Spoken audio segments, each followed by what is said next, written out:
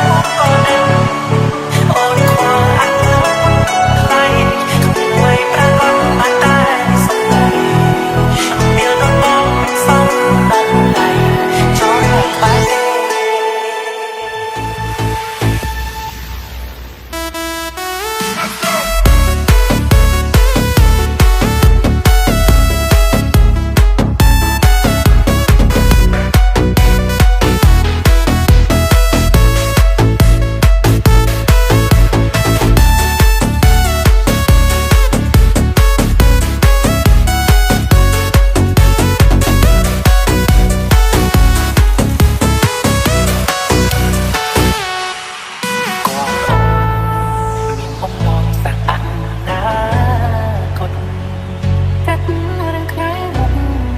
ចង់ដល់យំក្តីសុខជូនថ្លៃដឹងច្បាស់ថារូបអូនសំខាន់តែប្រាក់ខែប៉ុនបងមិនសមចរណៃបើជួបទុកភ័យខ្លាចស្រីលំបាំងថាបង